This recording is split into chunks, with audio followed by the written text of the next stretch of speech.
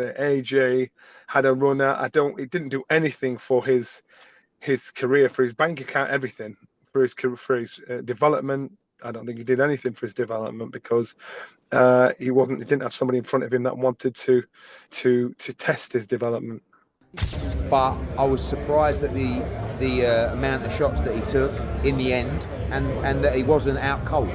That's what I was surprised about, you know. And I said he's going to do very well to not get hurt in this fight. Unfortunately, he got badly hurt with his jaw. Look at my man's jaw! Smile. Here, Conor. It's fine, right? Yeah. Smile.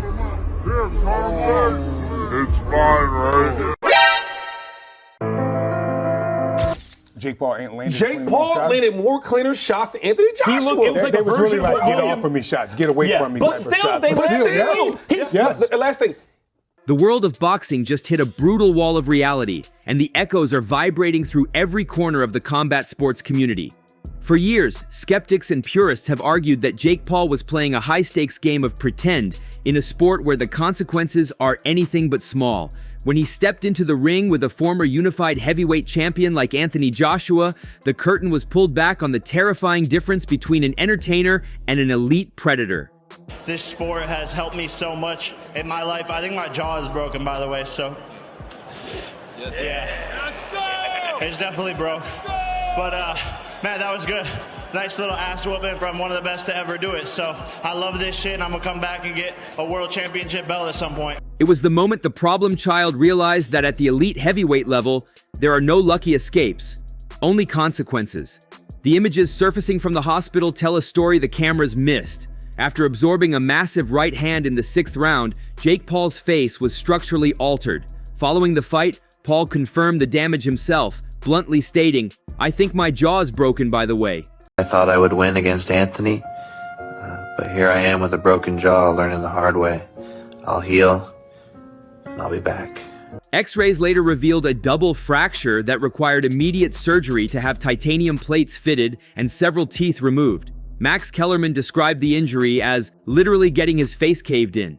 Jake Paul got in the ring with a former heavyweight champion Friday. He lasted until the 6th round before getting his face caved in. Literally, you can see the x-rays of his jaw online. Jake did not beat the count after absorbing the right hand that broke his jaw, and AJ got the KO. Guys, let me come out and say the story to me coming out of this fight is Jake Paul. This dude is a maniac in the best sense of the word. And I'm not going to try and hear any Jake Paul slander today on the show. This wasn't a flash knockdown or a fatigue-induced slip. It was the result of a 250-pound world-class athlete connecting with full force on someone who, despite his training, simply doesn't have the bone density or the defensive experience of a lifelong heavyweight. He got in the ring with a former Olympic gold medalist and heavyweight champion of the world who's 37, like he's not like 45 years old. He's still fighting guys. Like, yeah, Dubois knocked him out. He was in that fight with Dubois. He was a top heavyweight. Yes. Yeah, Usyk beating him a couple times. Usyk, one of the all-time great fighters, and those were competitive fights. Yes. That Anthony Joshua, Jake Paul gave up enormous size, experience, talent, everything. And guys, let me tell you something. If all of us right now, you've been retired how many years? 10 years? Like that, yes. I don't think combined, including you, Malik, we get into the 6th round with Anthony Joshua. If Anthony Joshua is coming to hurt you, which he was, and Jake Paul was tackling his legs. He was trying to use takedowns. He was exhausted. Yes. He was running. Yeah! Are you joking? Right. No kidding! Yes. He's trying not to get killed. Yes. And by the way, I know it was a lot like William Skull and Canelo Alvarez, where Skull was kind of outlanding Canelo upstairs, but there was nothing on the shots. But the fact is, actually, Jake Paul landed more clean punches to the head than Anthony Joshua did before the end of the fight. The fact that Jake didn't beat the count isn't the story. The story is that he was even conscious enough to realize what had happened. This level of physical trauma is rare even in pro boxing, and it serves as a haunting reminder of the shattering power disparity between an influencer and an Olympic gold medalist. Listen, this happens. It's not common. Obviously, it's a very bad injury. But double fracture on both sides. You're going to lose teeth there too. And if you saw the X-rays of post surgery, you saw the 2 plates on each side and the missing teeth because they have to take those out because of where the fractures are. Now, in terms of the healing process, first of all, those plates that they put on there, I have one on my hand here. It's basically a bridge, and the bone is allowed to grow and heal around that. That bone density needs to fill in first before they can put those teeth back in there. Because you got to drill into a jaw while it's healing to put tooth implants. That's not a great idea.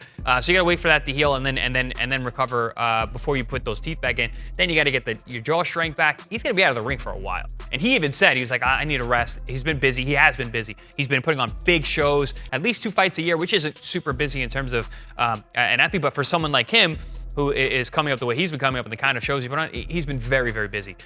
So he's going to take some time off, but we'll see how that jaw comes together because that's a catastrophic injury. Talk about just your reaction of Jake Paul's jaw being broken, brother. Yeah, look, I hope he's okay. I thought he was very brave tonight. And I thought he did well. I know he ran and held a lot, but and he also let his hands go at times, and obviously that was a good game plan to do rounds. Even the shot that shattered his jaw would have knocked out most heavyweights. I know he was knocked out, but as in cold. That was the right hand light he landed on and gone. And you saw what it did to him. So respect to Jake Paul. It's a very tough injury to come back from, that kind of injury. I don't know the severity of it, but if he has broken his jaw, it's a tough one to come back from. But he's a crazy fucker, and we take our hat off to him. Max Kellerman's breakdown of the finish reveals a massive technical flaw that proved fatal for Jake's jaw. Up until the 6th round, Jake was actually performing better than anyone expected, even snapping Joshua's head back with a sharp jab in the 4th round. But he made the mistake of getting comfortable. Kellerman noted that Jake began to settle into a rhythm, throwing a roundhouse right hand that was too predictable. Joshua, sensing the opening, stopped fighting cautiously and stepped into a counter right that landed with surgical precision. It was a perfect trap. Jake leaned into the punch, effectively doubling the impact. In that split second, the technical gap between the skill levels was exposed. Jake was boxing, but Joshua was hunting. He's going to keep moving and moving and moving. And yeah, Jake threw 1 or 2 desperate haymakers, hoping it'd hit something. And he did. But in reality, what can Anthony Joshua do apart from try and get rid of what was in front of him? And it's just hard to get rid of someone that wants to survive. I think people may be frustrated because they wanted AJ to knock this boy out clean and get rid of him because everybody I've spoken to, they're like, I want to see Jake Paul get knocked out. And I just said, I don't want to see him get knocked out. I want to see him get beat up. I want to see him quit. I want to see the reality of everything he's saying and doing kick in. And in a way, it did happen, but he didn't get beat up. And slowly but surely, the confidence, the self-belief ripped out of him to the point where he's dropping on his knees. He's like, he must have fallen down about 12 times. And AJ was getting frustrated because he wanted that clean KO. And so the time when the one clean shot hit him, it broke his jaw and went down. So he knew the one clean shot we saw get hit with, he had a choice of staying up or going down. And he's like, nope. It was like a split second time delay. And he had to quit.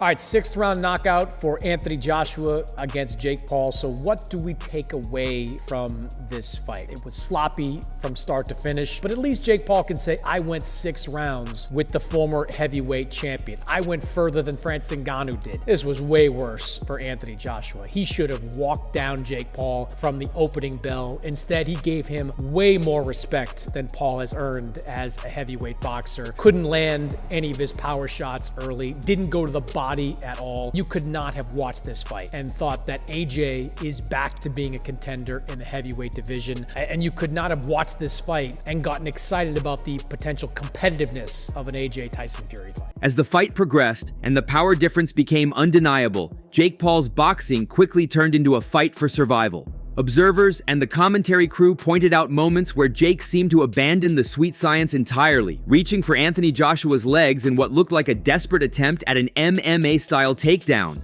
Look, Max said it. You have to give Jake Paul a ton of credit. We were all mocking him for fighting Gervonta Davis, and deservedly so. And yes, he ran around the ring, but he hit Joshua with a pretty big overhand right. He had a game plan, right, guys? He knew what he was trying to do. He was trying to tire Joshua out, it seems. He had Stay out of no danger. chance to win that fight. No like the chance. idea that he's being criticized, Mike, for he had zero chance to beat Anthony Joshua, but he gave it his best shot. And I will say, I came out of that fight, and people may disagree. I came out of that fight impressed with Jake and disappointed in Joshua. Yes. I was very disappointed in Joshua's performance. When Jake Paul came into boxing, he came in as an entertainer. He was fighting ex-football players, ex-basketball players, all these different people. And he always had the advantage in his favor. Cool. So to make the people, I guess, happy about it, I'm going to fight a heavyweight champion. Yep. Okay? I didn't believe he was going to do it. I still didn't believe he was going to do it until he said, ding, ding, ding. He gets in the ring, and I don't care what you say, he made Anthony Joshua miss by a mile, throwing wild hooks. He was missing. He was running. For you to be so experienced, Anthony Joshua, I didn't see you setting him no punches, cutting the ring off, none of that.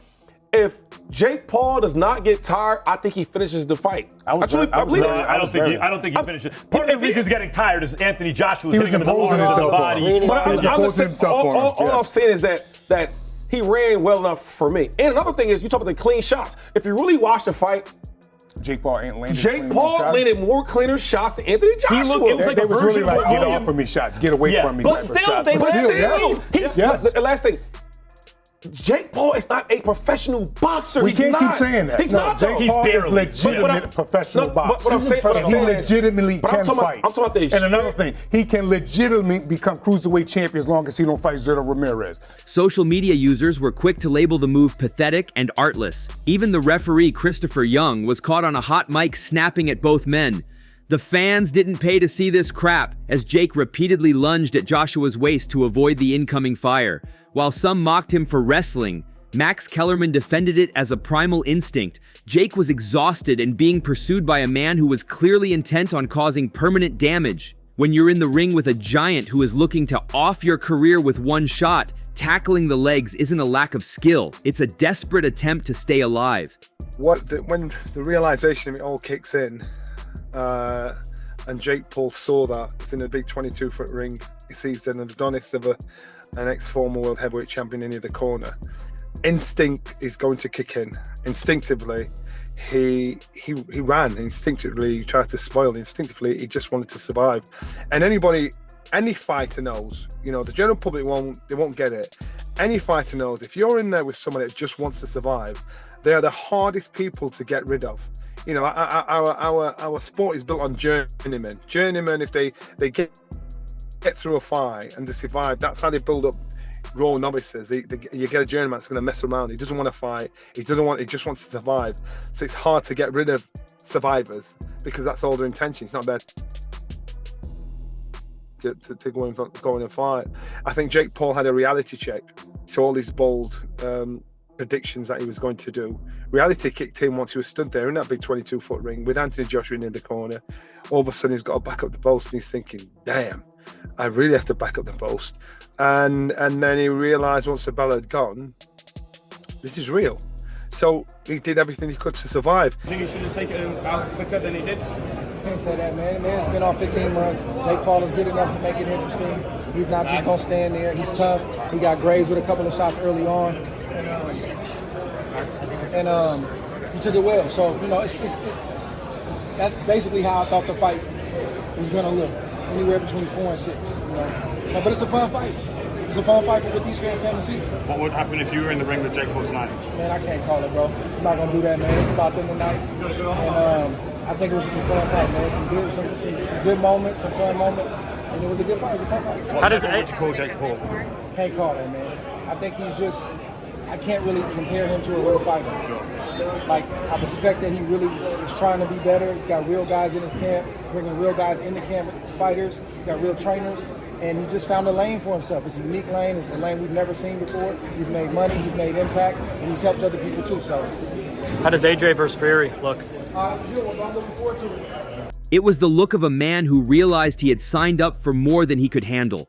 On the other side of the ring, Anthony Joshua didn't look like his usual self for the first 5 rounds. He appeared stiff, hesitant, and almost robotic. The reason, according to analysts like Malik Scott, was the immense psychological weight of the event. Joshua wasn't just fighting Jake Paul, he was fighting for his entire legacy. That AJ had a lot of pressure on him because this is the reason, your imagination can can run away from you, you know? Yeah. And while he's thinking about this fight, I imagine, has to be in the back of his mind, could you imagine if I got hit with something stupid and lost to Jake Paul? So that fear is there about that. And so there were times where Jake was throwing a roundhouse right hand, where Anthony Joshua would normally, you just step in with a quick left hook, you pop him with a jab, and he was so intent early in the fight in not getting caught with something stupid, he wasn't countering naturally like he might otherwise. He's in with a 216-pound guy that's a professional boxer that was putting his head down saying, I'm throwing this thing no matter what. And let's give some credit to Jake Paul's feint game. A man keep fainting that just going to make you stop. So he have to have some know-how. He has great trainers in his corner. He's doing everything professional fighters do. And he went against Anthony Joshua. We're saying everything about Anthony Joshua, former heavyweight champ, this, that, and the third. He didn't fight Usyk, a smaller heavyweight. He fought probably the biggest and most imposing heavyweight in the division, Anthony Joshua. The shocking fear of being the guy who lost to a YouTuber turned him into a statue. He was so terrified of getting caught with something stupid that he failed to counter naturally. This hesitation, or ring rust, as Lennox Lewis called it during the broadcast, is what allowed Jake to stay in the fight as long as he did. It wasn't until Joshua finally let go of that fear in the 6th round that the physical reality of the matchup took over, ending the night in a way that felt like an execution. Dude, Jake Paul, Anthony AJ Joshua was so much damn fun last night. I was dying laughing. I don't know. There are people who are mad about it. I had a ball because for me, looking at that shit literally looked like the real life version of Martin versus Tommy the Hitman Hearns. AJ punched his bottom wisdoms into his tongue. His nice bell. Hey, you can't get no realer than that. What you want him to do? To unalive Jake Paul? Even if he did that, y'all would be like, hey, that was scripted. He's supposed to be unalive. Why would Jake Paul take a fight he had zero chance of winning? According to Kellerman, this was a calculated move to retroactively justify his future. By getting in with a monster like AJ and surviving for 6 rounds, Jake has effectively silenced the critics who say he only fights ancient legends or smaller men. What he did was amazing. Yes. And guys, he also did something else by taking this fight. What Jake did was retroactively justify fighting a guy like Tank Davis, or even trying to make that fight. Because what Jake is demonstrating here is, okay, everybody, you're accusing me of having to fight an ancient Mike Tyson, or a tiny Tank Davis, or an old MMA fighter. I'm really thinking about how to make a global event that people are interested in, that captures your imagination. Watch this. I'll put myself on the short side of that. Yes. I'll get in and fight. It's not about who's bigger, who's smaller, who's older, who's younger. It's about what is a compelling event. By the way, whether or not you agree with that, I don't 100% agree with that way of thinking, but that's his way of thinking. He did it again. And I gotta take my hat off to him. I was amazed that he was able to get into the 6th round with Anthony Joshua. This brutal loss was a marketing sacrifice. It proves he is a maniac who is willing to put his life on the line for a global event. This performance was designed to make a potential future fight with someone like Tank Davis or a shot at a cruiserweight title feel like a legitimate sporting event rather than a circus. He lost his jaw, but he might have gained the one thing he's been chasing since day one: professional respect. He talked about how you use fear before the fight. You know, you could use it to try to achieve great things. Yeah. What Jake shows people is a big imagination. And Shakur Stevenson said this about Teofimo Lopez. He said he's deluded in the best way, right? Jake Paul is not allowing the ideas of others to affect what he thinks he can do. Big facts. He's not allowing reality to affect what he thinks he can do. He's not putting limitations on himself. He lives in his own delusion. And it's there are novels written about this, right? Don Quixote, or there's something about it. And there's a great novel that I read in the last 5 or 6 years called Stoner. Not about that. It's about it's about a college professor who it's really about how an average person can be a hero, right? Now Jake is more than an average person. He's a big athlete. You know, he's played high school football, but he didn't play college football. He's not a pro play. You know, he picked up boxing as an adult, and he's an inspiration in the sense that He's become a global phenomenon. He has. From a guy pranking people and doing stupid stuff online to entering the realest sport there is, where you risk your life. Even with a caved-in face, the hype machine surrounding Jake Paul hasn't slowed down. His trainer, Malik Scott, doubled down on the idea that Jake is only 4 or 5 fights away from contending for a real cruiserweight world title. While that sounds like pure delusion to many boxing purists, the business of the sport might make it a reality. This interest is driven by the staggering $184 million purse generated by the Netflix broadcast. While Jake recovers, Joshua has already moved on, immediately calling out Tyson Fury for a long-awaited heavyweight unification. First 2 or 3 rounds, a little bit frustrating because you've been out of the ring for a year and a half and you've got a guy that's just running around the ring and, you know, you can say you've got to cut him off, but when they're moving at that kind of speed and they're holding up close, but his clinching was quite good, Jake. Like, yeah, listen, you know, I'm not saying he's going to go and win a world title, but he just fought Anthony Joshua and went 5 and a bit rounds. So, you know, respect to him, and it was good to get some rounds in, to be honest with you. He's got a new team. If it would have gone 45 seconds, maybe people would have been more impressed, but we wouldn't really have got any ring time. So we've got that, and now it's a case of when we're at next. 4-0 to Matchroom over MVP. But we're friends now, so respect to him. And your message for Fury, listen, we'll see you in September. Is it realistic, you think? I mean, it's been like 7 years, right? We'll get it. You'll get it. You'll get it this year. Jake brings a massive audience and even more massive money to any division he enters. If he can recover from this injury and return to the ring, the path to a title might be paved with careful matchmaking and favorable rankings. But after seeing what a real champion did to his structural integrity, you have to wonder if the problem child still has the stomach for the dark side of this sport. Jake Paul's journey into the deep end of the heavyweight division ended exactly how the experts predicted, but with a level of violence that few were truly prepared for. He entered as a disruptor and left in an ambulance. But the narrative has shifted. He is no longer just a YouTuber playing at being a fighter. He is a man who took the ultimate risk and paid the ultimate price. As the boxing world moves on, the image of those X-rays will remain as a warning. Did Jake Paul prove he belongs in the ring? Or did Anthony Joshua just provide the most brutal wake-up call in the history of internet culture? One thing is for certain, the jaw may heal, but the sport of boxing never forgets. So, that's all from today's video. If you enjoyed it, remember to leave a like, subscribe, and ring that bell icon so you never miss our upcoming videos. And don't forget to share your thoughts in the comments section. Stay tuned, and we will catch you in the next video. This could hurt. A little fucked up, but will you take care of me forever and ever?